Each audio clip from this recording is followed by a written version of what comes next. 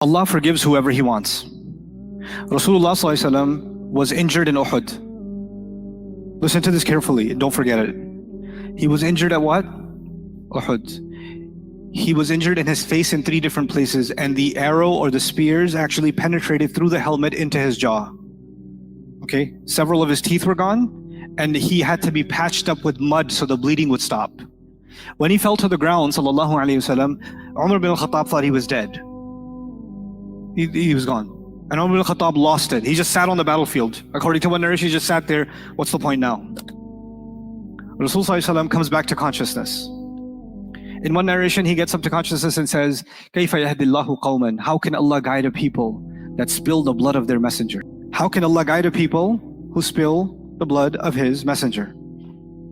Allah immediately revealed ayat after Uhud. One of those ayat, listen carefully. لَيْسَ لَكَ مِنَ الْأَمْرِ شَيْءٌ. You have no authority whatsoever. Talking to the Prophet ﷺ.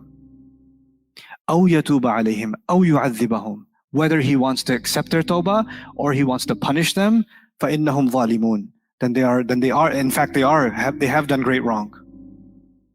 فَلِلَّهِ مَا فِي السَّمَاوَاتِ وَمَا فِي الْأَرْضِ. Allah owns whatever He has, whatever's in the skies, whatever's in the earth. يَغْفِرُ لِمَن يَشَاءُ. He forgives whoever He wants. يُعَذِّبُ مَن يَشَاءُ. He punishes whoever He wants. وَاللَّهُ غَفُورٌ رَحِيمٌ. And Allah is extremely forgiving, loving and merciful. What have we done? I haven't forgiven you, so I know Allah won't forgive you. Because until I forgive you, I know Allah won't forgive you. Don't point at anybody. Please don't. When you do that, what are you negating? And what do you think is going to happen on Judgment Day when nobody can speak? You're going to be like, excuse me, Allah, you're about to forgive this person, but I haven't forgiven them yet. So can you let them at least 1 weekend in the barbecue because I have an issue. You think you're going to be concerned about raising an issue about somebody else? And do you think that on Judgment Day, somebody will feel like, I don't know how he got away. I'm still mad. How can they get away?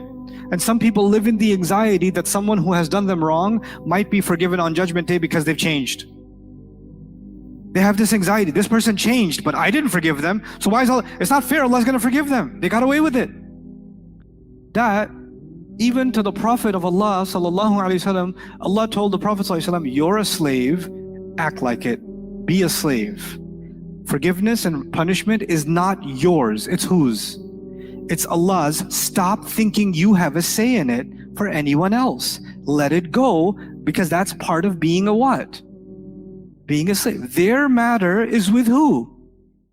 فَأَمْرُهُ إِلَى اللَّهِ. His matter is with Allah. It's not your problem.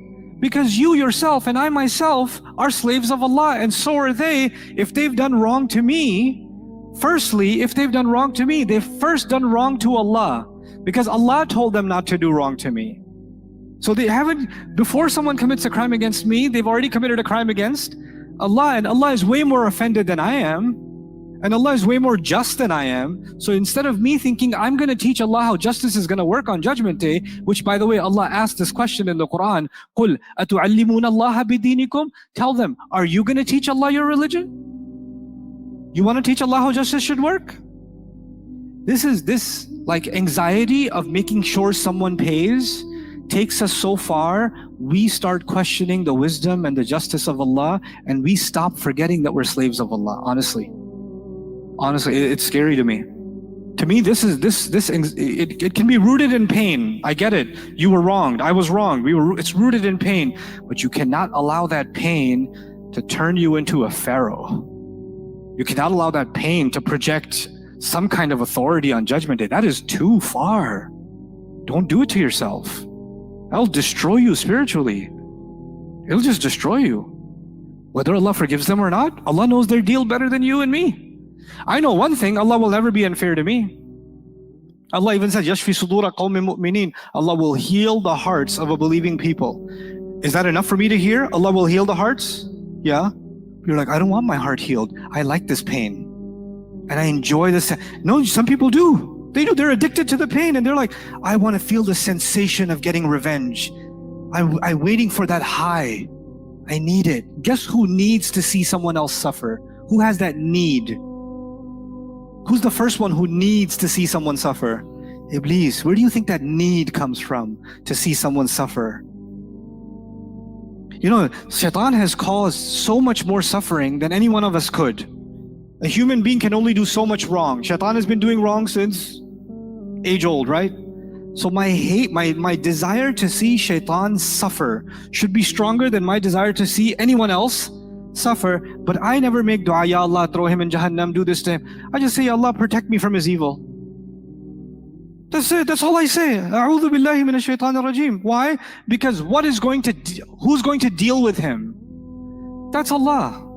I'm not going to stand over Jahannam and say, Ya Allah, burn him good. Yeah, right there. Yeah, that spot. That he cried extra on that spot. Where did you get this from? This insatiable thirst for revenge and exacting pain on someone else. You know, justice is, we should want justice. It's a human nature to want justice. But you just have to rely on, first of all, if there's worldly means to seek justice, do it. And if there's no worldly means to seek justice, then amruhu ilallah.